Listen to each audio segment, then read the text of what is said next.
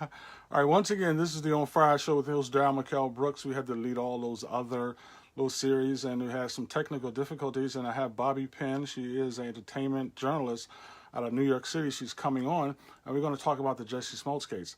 And for those who are watching, hey, I'm going to bring you on. There you go. All right. I'm excited. This is the On Fire Show with your host, and I'm waiting for Bobby Penn. We're going to talk about the Jussie Smollett case. And hey, Bobby, are you there? Hey, All right. all right. How you I doing? think we got it All now. right, how you doing today? I'm good. I'm good. I'm good. How are All you? right, you're looking all beautiful. What is that you got on? That's sharp. That's a sharp jacket.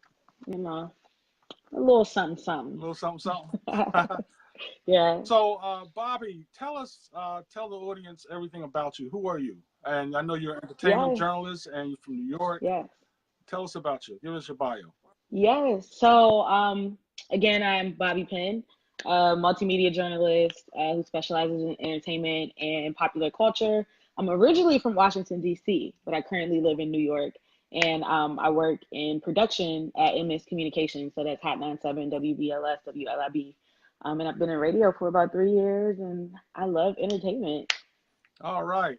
Now, when I talked to you on the phone a few days ago, we talked about the whole Jussie Smollett case and the whole thing of the Empire. Tell the Yes. audience about Empire and the creator of Empire, and what does Empire really stand for? Yes, so Empire is a weekly series, a drama, I guess you would call it. And they follow this family, this mega, super successful music family called the Lion. So the father and the king of the empire, if you would, is Lucius Lyon, who's played by Terrence Hilton, oh my goodness. Terrence, why can't I think of his last name? Howard. Terrence Howard, yeah. And yes, yes. And the mother who had been incarcerated for several years, they, outside of music, do all types of other activities to make their money. Cookie Lyons, who's played by Taraji P. Henson, and Jussie Smollett is one of the sons. He plays Jamal, who's openly gay. And the premise of the show is like Lucius is sick and aging out. He's trying to figure out which of his three sons should he give over the empire. Um, so yeah, Lee Daniels is the creator. He's in really good with Tyler Perry and Oprah Winfrey, and Lee Daniels is also an openly gay black man. So I'm sure the character Jamal has some truth, some of his truth to it as well. Mm-hmm. All right, interesting. Now, tell about the Jussie Smollett case and Jamal. What it's, I watched Empire, and my mom she used to love Empire. And there was always this controversial thing with having too much issues of the gay community and gay and A lot of people had that yeah. criticism around, I would say like sometime around season 3, Hmm. we started paying a lot more attention to Jamal, his lifestyle, his peers, than the original episodes or the earlier episodes rather. Hmm. So you've heard about the controversy, and it's been going on, I guess, for the past 2 weeks that he was Yeah. coming at the airport in Chicago, and he was arrested. He was chased down by two white Trump supporters, MAGA country, Yeah, and I put don't know if that's the story. and put a noose around his neck. Interesting. Yeah, so he was not at an airport. He was coming out of his apartment because they actually filmed Empire in Chicago. Hmm. So he's coming out of his apartment to go get food. And he was saying when he was coming out of the subway, someone first yelled at him, Empire. And he's like, well, I don't answer to that. At which time they later added some derogatory terms. They've been blanked out in reports, so we don't know whether it was the N word or the F word, but some derogatory term to his person. And added, this is MAGA country, which we all know is Make our make president. America great again, country. Yeah. Yeah, that's his like his thing. So while Jussie is, from all the reports that I've watched and read, he hasn't said anything about race. But you would imagine that that would be the type of person that would say that first off, and then, like you said, put a noose around his neck and allegedly like sprinkle bleach on him. The issue comes in right now is that there's no footage to prove that. The surveillance camera that from the city was facing north, which I guess was the opposite direction. Apparently, the subway, there's no footage. So it's all really tricky. And yesterday, they arrested the two persons of interest, who were seen on the surveillance footage walking away, who Jussie in his Good Morning America interview was very confident. I'm pretty sure he said, "I swear," or something like. I'm very confident that those were the people, but they ended up being two Nigerian men. Yeah, two Nigerian men that were, black Nigerians, and the way the Yeah, first Jussie came, one of which allegedly was an extra extra. on Empire. We don't know how true that is, but It's the idea is that if these were two men, and Jussie said that they were white, and they put right. and it's kind of strange, around I guess 1:30, 2 o'clock in the morning. And you know how cold it is in Chicago, and that they would wait around. I mean, the story wasn't that credible, but it's interesting. And then they said the reason why that Jussie was behind it is that he was getting, they was going to write him out of Empire. Well, these are all rumors. Like I said, Jussie has never said that they were white. He led us to believe that, but he's never said those words. And yeah, a lot of people were even thinking that it was odd that he was at Subway at 2 a.m, right? Like in my area, Subways are not open that late, but apparently in Chicago, that's normal. The story or the concern that a lot of people have had is that as him being an openly gay man, was this a date that went wrong? Yes, that's what that's what I told a friend of mine. This guy could a date that went wrong. He just something happened, and he blamed, come up with the story of just MAGA, and that's what I told 2 or 3 people, that this could have happened, where he basically had a date with something happened, and it went got a little violent, and instead of just admitting, that I mean, he has spoken out against that. Jussie in his Good Morning America interview said he actually took offense to that, and if that's not the truth, I could see how he could be offended by that, but it just is very odd. He is proud that he's very vocal about political issues, and that's why he felt he could be a potential target for an attack like this. And then also, to corroborate his story, apparently a few days before the attack, a letter had been mailed to the Fox studios in Chicago, saying very similar language about it being MAGA country, and that Jussie should watch his back. So because I don't know if that's a part of the scheme, but because one of the things is that a lot of a lot of Trump supporters, people who support MAGA, I know, and they've talked to me about it, and they say that is something that they wouldn't even do, and it was just odd to wait out. Somebody would wait for him. 1:30, 2 o'clock in the morning in the freezing cold. It didn't put a noose around his neck.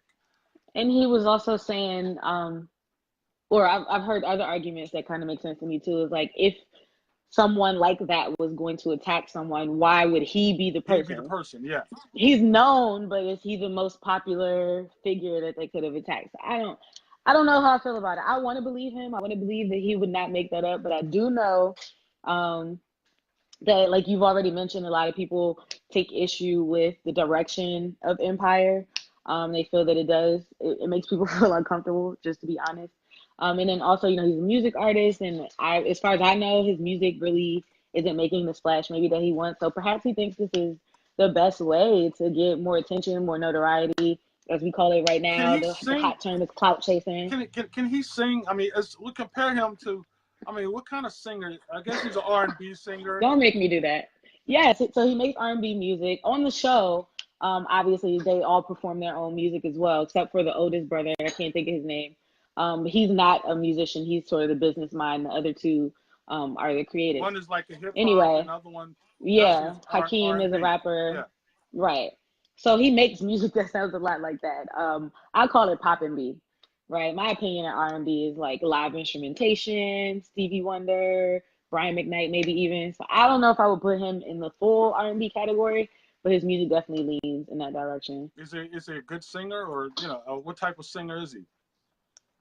He can carry a tune. Again, like, is he my preference? Probably not. But there's room for him, I think. Like I said, he's pop and B. So if I had to compare him to somebody, that's hard.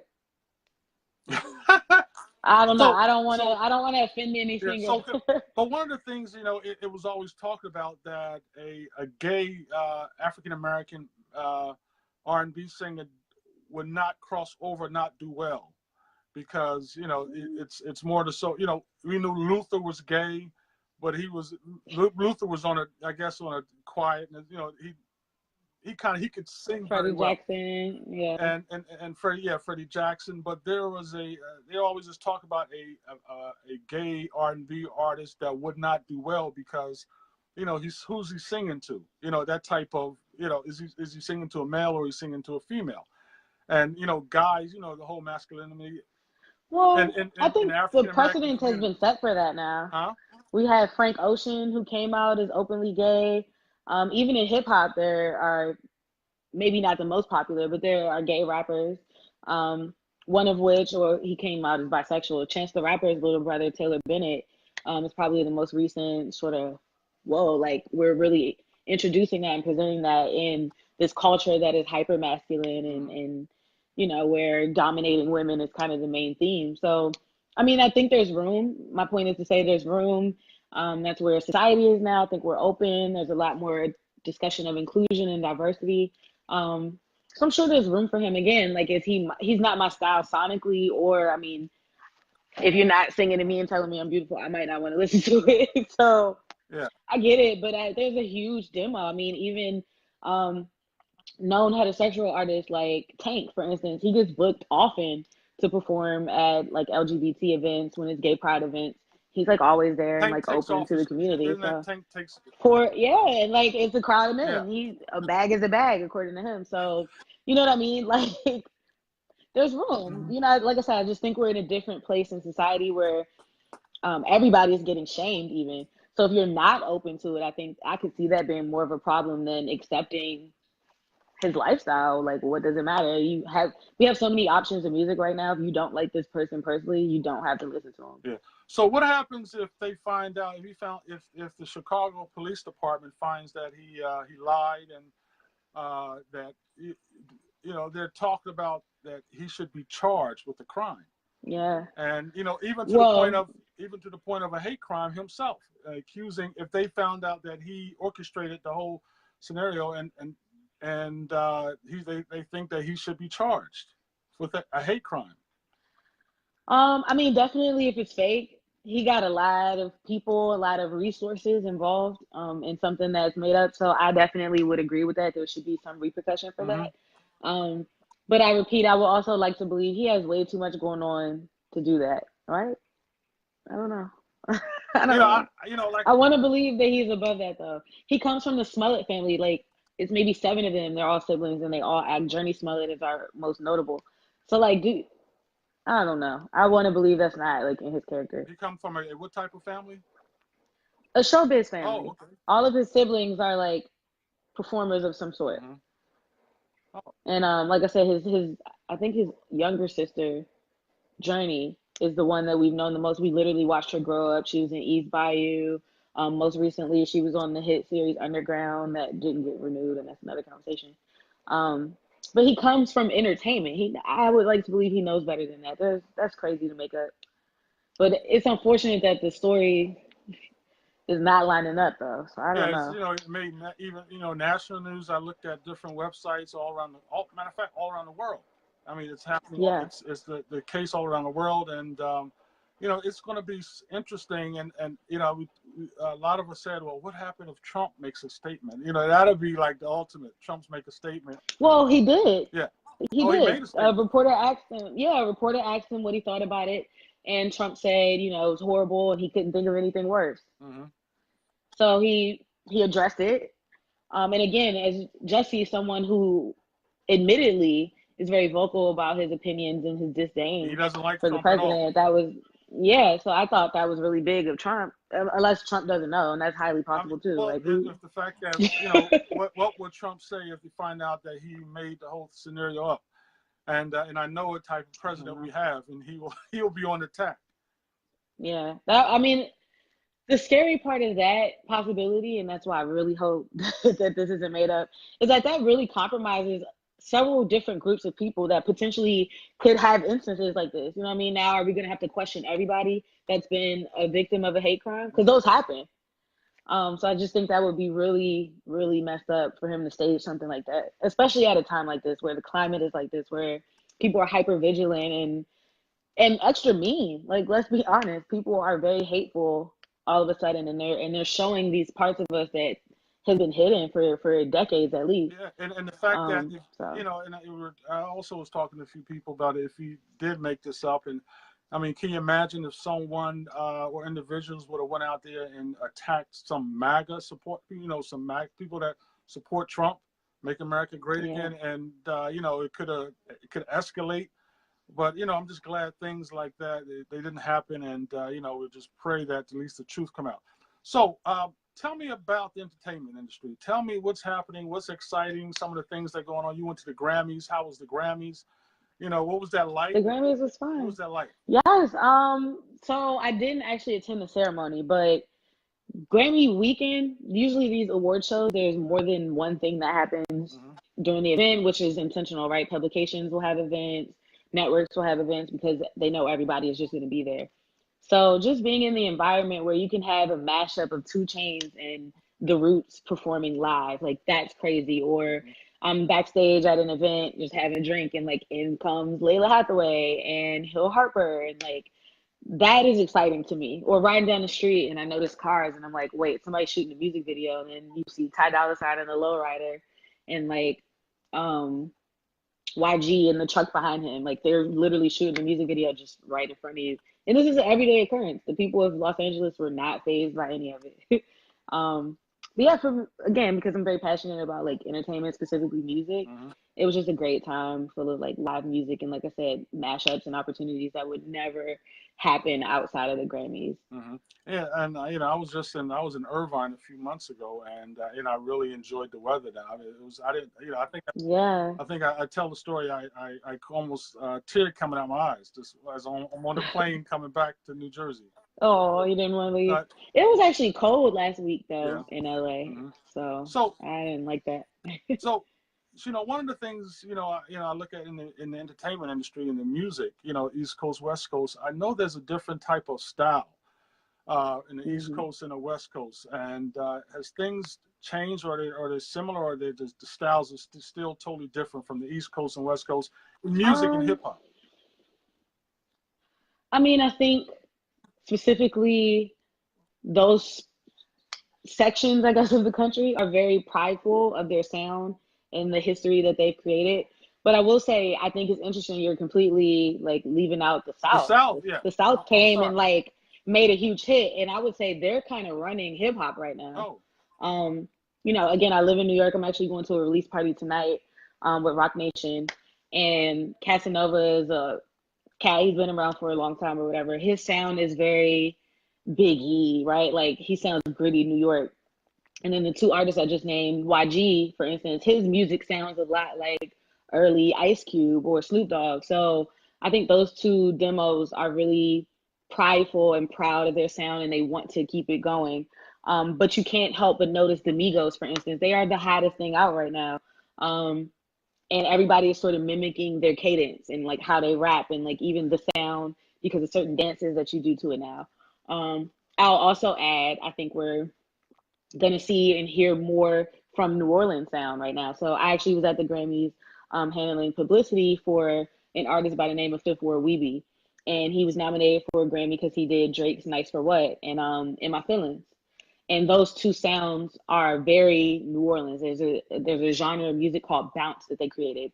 And we heard it again, Super Bowl, the Doritos commercial with the Backstreet Boys and Chance the Rapper, Mm-hmm. who's from Chicago, by the way. The sound that he was rapping to is called bounce music. That's from New Orleans. So I think we're going to see a lot of that this year.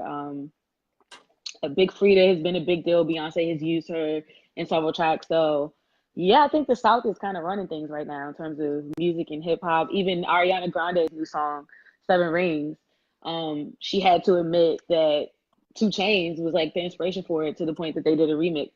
So the South is running hip hop right now. One of the things right now was the 2 Chainz. He's the one locked up right now, right? Chance. Which one No, is locked up? Chance the Rapper is like extremely unproblematic. I don't know who's arrested. No, Who's locked up? for immigration violation. One of the Oh, 21 21 Savage. Savage. Yeah. But he's not locked up anymore either. He was released Oh, he was released. on Tuesday. Wow. Yeah, they released him. Oh, that. So Jay-Z actually helped hire a lawyer Mhm. for him to handle all of this immigration Mhm. stuff. So yeah. So, what is the future of your generation, especially the hip hop music? What's the future of hip hop? That's a great question. I have no idea. It's ever evolving. Yeah. And the people I was naming are only mainstream artists, but there are definitely subgenre artists that we can listen to on SoundCloud that are bending sounds. And I think, okay, maybe I do have an answer for you. I think music is about to be genreless. Everything is melding together. Pop is hip hop, is R&B, is electric, is house, is go-go, is bounce. Everything is kind of melding into this one sound, in my opinion. Mm-hmm.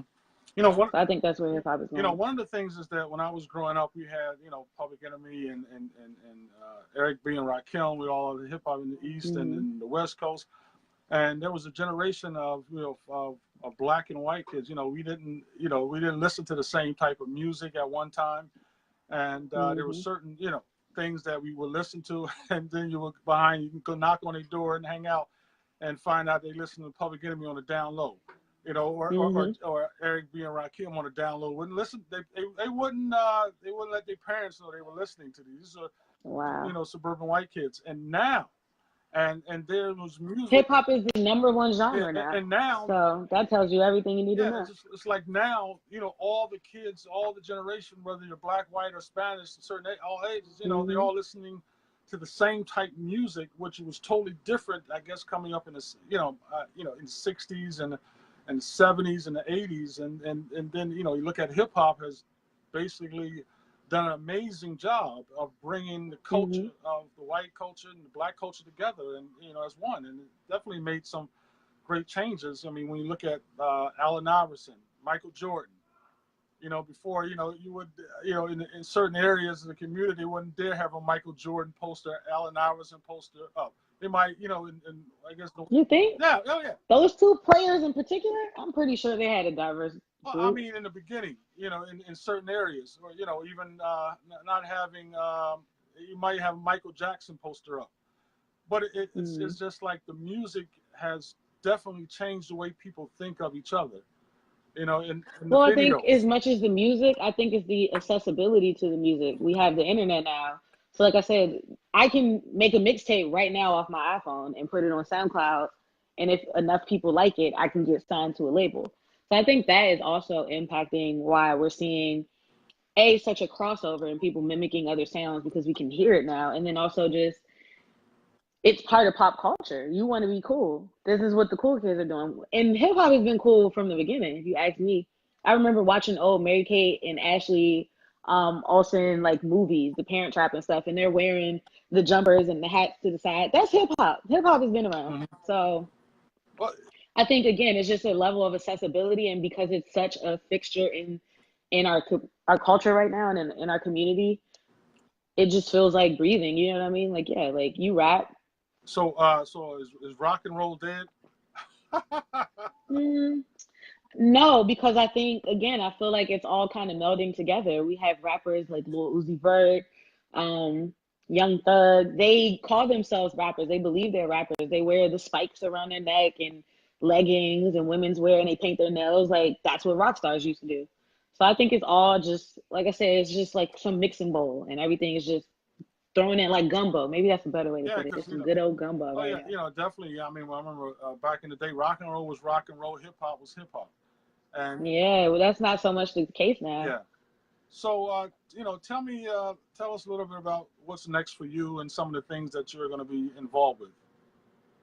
Yeah, so I have a YouTube channel where I regularly post interviews, red carpet premiere screenings, opinion pieces, things of that nature. So you can find me on youtube.com/TheBobbyPen, TheBobbyPen. And yeah, like I said, I'm hanging out doing this radio thing. So you should watch closely to the MS Brands, Hot 97, WBLS. That's all I'm gonna say on that.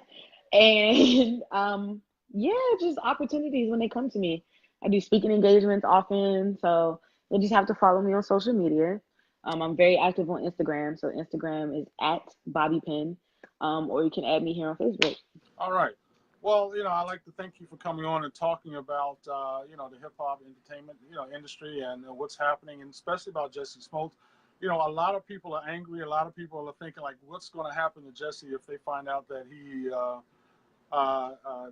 if he, you know, lied about this. And, Yeah. it's going to be interesting what Empire is going to do. And, so it's, Well, Empire has spoken out and they said that there have been no plans to write him out of the script. He's such an integral part to the show, so they seem like they've already kind of wiped their hands of that part, right? Like, look, if it's fake, we didn't do it. We didn't tell anybody he was getting written off. So so if he gets charged with a I don't crime, know. then there's another scenario. Yeah, And that, and I would love to see what the media has to say about that supporting him and other yeah, people. I think a lot of people are going to really have to come together or be quiet about Trump. So, yeah, yeah. yeah. So I'd like to thank you for coming on, and you're welcome to come on again. I definitely enjoyed you, and there's some of my guests that some of the people that are watching said great show and great guests. And so we're going to be Yeah. sending out. So we want everybody to send this out, share this out with your friends, send it out to everybody and listen to Bobby Pin. Check out the hip hop community and what she's doing in New York City and the radio station. Just trying to bring people together. And Bobby, as an entertainment journalist, I thank you. And you had my old friend, one of my best friends, was your professor, Lynn Washington. Yes, yes, Yes. yes. Temple in the house. See you. Temple in the house. I called him a few nights ago. I think he still may be out of the country, and I definitely am going to send him this. And he's supposed to be coming on. He said he wanted to come on when he get back, talk about some of the Okay. things that he's doing around in Africa and in Europe right Okay. now. So I'm very excited about him coming on. But I'm excited Yeah. about you, and I thank you. And you're going to definitely do a lot of great things. I appreciate it. Thank you for having me. All right. Take care. God bless. Bye. Hey everybody, this is the On Fire Show, and I like to say, hey, I want to thank you all for watching. We're going to send this out, and don't forget, yes, I like to do that Denzel move handshake. Check it out, On Fire Coffee. On Fire Coffee, the link is up there. You got to get On Fire Coffee, $15.95. Get it. There are people who've been buying coffee, and they love this coffee, and it's $15.95. Dark roast and morning blend roast. Darryl M. Brooks, On Fire Coffee, and I'm excited, and I thank you all for watching. And like I said, we have to learn, hey Joseph, and listen, we have to work together. We have to live together as a people, as Americans, and stay strong and stay and blessed. And we should be able to be honest with each other and work things out. God, hey Sammy, how you doing? I'll work things out. God is definitely on our side, and we have to pray for individuals. Pray for Jussie Smollett. Pray for the Empire Cast. Pray for our president. Pray for individuals that are suffering more than ever before. And it's a must. God is on our side, and God will never leave us. And we're going to be doing some exciting things because the enemy is attacking us every day. The enemy is attacking us. They're attacking our president. They're attacking individuals who support our president. And their enemy is always attacking me, left and right. Why do you speak out about this? Why do you support the president? Why do you support the individuals in Congress? Why do you support other different shows? Like I said, I'm my own man, and and no one is paying me, and I love doing these talk shows because I get to interview individuals like Bobby Penn of the hip hop industry. She's an entertainment journalist, and so there's other ones. Lynn Washington, a journalist. I've interviewed individuals, Michael Jackson lawyer. And so Tom Mesereau. A lot of individuals have been on my show, and I like to ask questions and talk about serious issues, because we're living in a serious country right now, and this is a serious time right now where people are questioning our government, questioning God, and and I like to have discussions. Pastor Dullen Foster, he was on this show, talk about God, and Pastor. Greg Locke, out of Nashville, Tennessee. And pray for Dullen Foster, Reverend Dullen Foster. He is, I think he's in a hospital. Send out prayers to him and his family and hope that he gets well. And hope that you're watching. Pastor Dullen Foster, I'm sending it out to you. Send all my prayers and pray for Pastor Greg Locke down in Nashville as he continues to do some of the greatest work as a Christian in those areas and around the country. And he just started his Bible study. So, you know, and I will be attending his Bible study online. So we just want to thank all y'all for watching. And, you know, I like to say that we all must come together. What did Dr. King said, that we're all caught up in this great inescapable networking mutuality, tied in the single garment of destiny, and then whatever affects one directly affects all indirectly. And that I can never be what I ought to be until you are what you ought to be. And you can never be what you ought to be unless I am what I ought to be. Then he quotes the poet John Donne and says, no man is an island, every man is a piece of the continent, a part of the main. And then he goes on to say that any man's death diminishes me because I am involved in mankind. Therefore, never send to know whom the bell tolls, it tolls for thee. And that's what we should be as a country and as a people. And so it's a must. And O'Donna says, oh, that's too bad. Sending prayers out for those folks. Says, send prayers out to a lot of people. Pray with a lot of people. Have that empathy that I always talk about. If you see people are suffering and you know they're suffering, and you need to know, don't feel sorry for them. Have the empathy to deal with them and talk to them and see what's on their mind. Have a cup of coffee with them, you know, ice cream, you know, whatever you feel you need to get on their level and talk about their suffering, because it's important. Young people are suffering more than ever before. Young people are committing suicide more than ever before. You know, the fentanyl, you know, the sleeping drugs, you know, things that are suffering, you know, they need our help.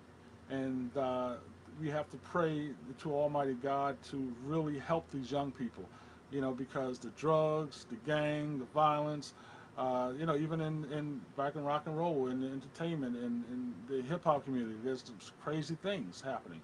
There's a crazy culture that's happening in our society. And we have to look out for our young people and always focus on doing the right thing. Pray with them.